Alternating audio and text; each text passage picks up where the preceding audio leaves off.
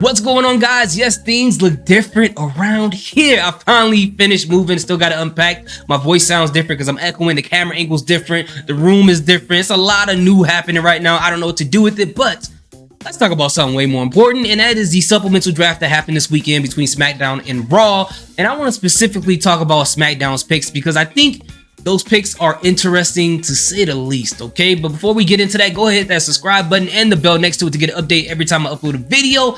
Let's get into this. And the reason why I say those things are interesting to say the least, because I feel like these individuals may be on their last leg unless WWE figures something out, okay? Let's start off with the main person, okay? The lady. Ladies go first, right? Lacey Evans.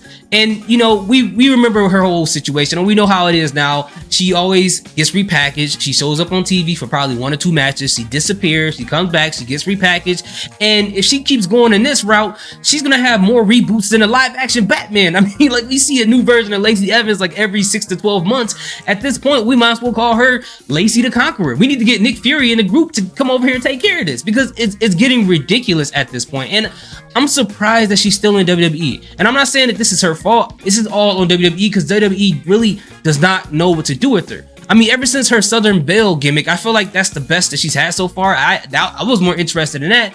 But then eventually they turned her face, and then they did all these random things that, you know, and then over time, people are just going to get tired of seeing a person get repackaged over and over.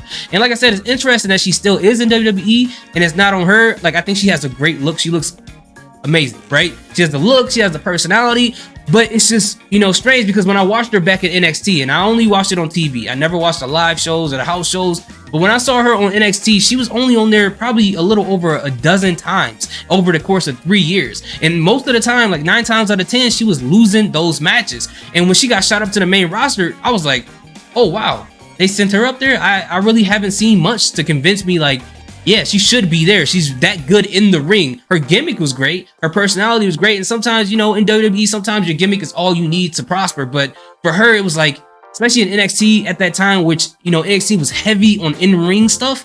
I was just like, I didn't see anything that, you know, would, you know, warrant her to get shot up. But, you know, I don't make the decisions there. Maybe they saw something in the performance center that I haven't seen. You know, they're the professionals. They get paid for it. I don't. And when she came up to the main roster, she has some flashes of greatness. You know, the Royal Rumble she was a part of and matches she was a part of, but it just never, you know, these gimmicks that she created or the gimmicks they made for her never materialized to anything that connected with the crowd. And they kept having to redo her over and over. So with that being said, it's just kind of surprising that she was still a part of the eligibility list because, or in WWE at all, because it's like they don't know what to do with her. And if they don't know what to do with her, my question would be is like, okay, so then why are you keeping her around? You just keep her around just to keep repackaging her over and over and over. Maybe she can do well at another promotion. I don't get it. But the good thing is that this new gimmick she got coming up that goes back to the roots of her being in the military, as far as her being part of the Marines, this could work.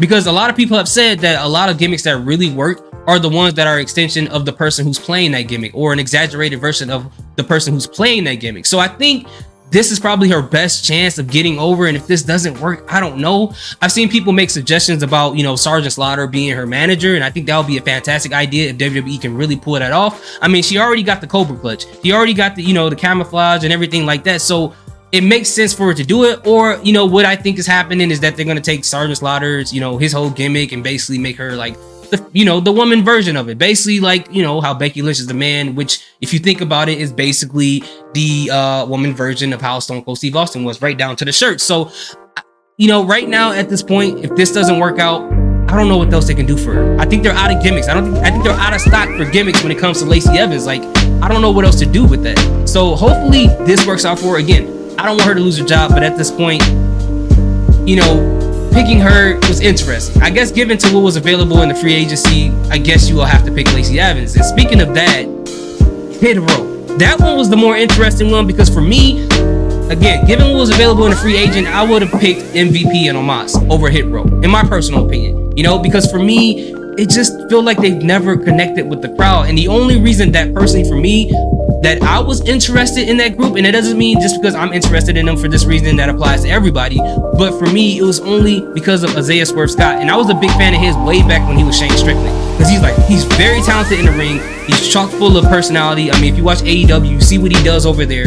So that was the best part of that group. And when you take that person away and he goes into AEW and you leave the rest of the group there, it's just not interesting to me. Like, you know, Top Dollar lost weight. He looks great. Adonis is pretty decent in the ring. B-Fab looks great when she's training. I watched a couple of videos.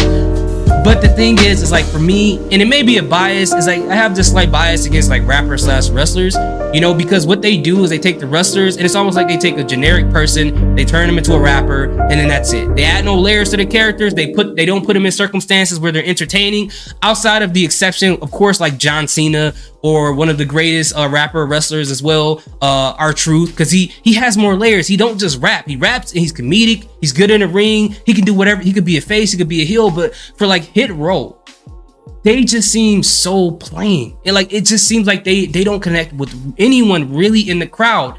And I feel like that, you know, there was something happened that maybe Swerve told Triple H, like, you know, I'm gonna leave, but if you could do me a favor, please just take care of my friends, you know, or however way they're related to him. And Triple H probably made a promise and said he will, because when they brought them back, I was just like, why would you bring them back? And again, I'm not saying I don't want them to have a job, but I'm just like, when you shoot somebody up to the top where they don't need to be yet, you're going to do more harm to them than keeping them at the bottom and allowing them to develop slowly up into that point to where they need to be in the future. And I think this is hurting them more than it needs to be. Because, you know, when you watch them and they come out and they rap and stuff like that, the crowd doesn't react to it at all. Because it's like going to a concert and you're watching like a local rapper come out and rap on the stage. You've never heard their songs before. That's how the crowd usually looks when they're out there. And, you know, like I said, they really don't have any personality at all. So if it was up to me, I would take B-Fab, put her back down in NXT, you know, help her develop a little bit more, maybe come up with her own gimmick outside of Hit Row, and then keep Adonis and Top Dollar as a tag team on the main roster and try to figure that out. Because I don't know, man. Like they both have the same issue, whether it's Lacey Evans or Hit Row. Like their gimmicks really isn't connecting with people. So it's interesting that they're still around. But, you know, I would like to know what they're going to do with them next. But I feel like if whatever they're doing with both of them next, well, we know what they're doing with Lacey Evans, but maybe they got something new for Hit Row coming out. If these things don't work, I don't know. I think this may be the last leg, to be honest with you, with the crowd, or at least with me. Like, I think after this, it's just like, I don't really care. Because even when Hit Row was on SmackDown, I was like, whenever they were on TV, I would just turn the channel. Or whenever I would see highlights of them, I would skip to a different highlight. Like, I can't watch them, you know. And it's not that I hate rappers, wrestlers, or whatever. I love rap, you know. You want to talk about rap, I'll talk about it. We can go back to Kumo D if you want to talk about Rakim, all the way up to Kanye West, Lil Wayne, up to Lil Baby. If you want to talk about LL Cool J, if you want to talk about all these different people, I can talk about that. But again, the gimmick of rapper / wrestler, it just comes off as a generic wrestler, and my rap skills is going to take care of everything. And the bigger part with Hit Row too, just to continue, they turned heel and it still didn't connect with the crowd. It still didn't connect to the crowd. And going heel is usually in case of emergency, break glass. I want to save my career. So usually people turn heel at that point, and that usually helps them. But in fact, for Hit Row, it probably made it worse for them. It made people not care as much. You know, people weren't really even booing them. They were just like, okay, like these people are doing something different. But I don't know. That's just me. What do you guys think? Do you guys think Lacey Evans and Hit Row was a great pick? If you're a fan of Hit Row, please let me know what it is that you're a big fan of them. Again, I'm not disrespecting them. Maybe it's something I don't see. I'm not a professional wrestling scout. I've never been a performance center. Maybe it's something that, you know, the fans of Hit Row see that I don't see, and maybe it'll change my mind. Let me know in the comment section if that is the case. Thank you guys so much for watching. I appreciate that. Salute. Peace. Have a good day.